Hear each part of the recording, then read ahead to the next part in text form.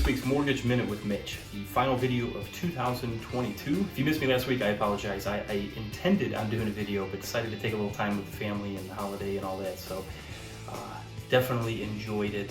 And on to this week. So a couple things I want to cover to wrap up this year. And first thing is I want to highlight home values and what they're doing. So again, I still see a ton of clickbait out there saying, market's coming down, that home values are decreasing, and it's just not true. So I want to point out the Case-Shiller report, which is kind of the gold standard in home values, is showing that year over year values are up 9.2%. Now, granted, that is down 3% from their peak.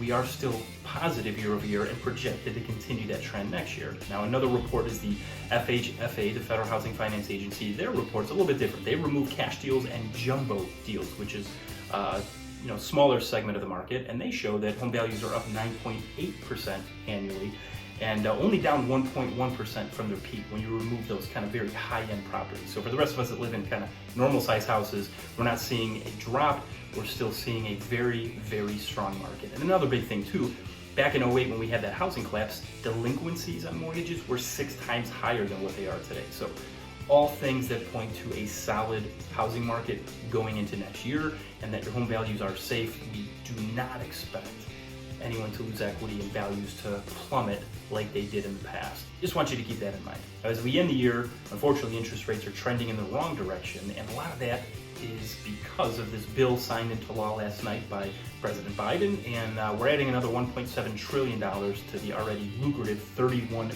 trillion, a lot of zeros, national debt. So they say it's a good thing, of course, but it's going to make the Fed's job even harder going into 2023.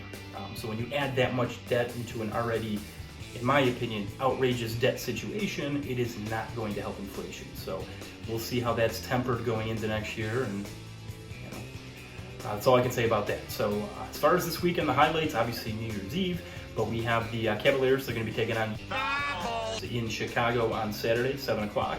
So they're still a little streaky. I mean, they won 5 straight, lost 3 straight. So, again, they're still figuring things out. I have a lot of faith in these guys. They did drop from 3rd to 4th in the East rankings, but hey, they're still contenders at this point. The Browns, their season's over. As we say, there's always next year. We'll see. But the big game this weekend is going to be the Ohio State Buckeyes taking on the Georgia Bulldogs. So just don't ask Nick Chubb who he's rooting for. I think we all know. But that said, should be interesting. We are 6.5-point underdogs. We'll see how that matches up. But it does make for a good storyline that if they do win this game, they might rematch that team up north for the national championship, and what a game that would be. So got to get through this one first. But as always, thanks for watching. I do have one quick ask.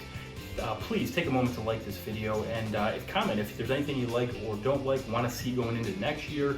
Please let me know. Would love the opportunity to get better. Thanks for your feedback. As always, thanks for watching, and we'll see you next week.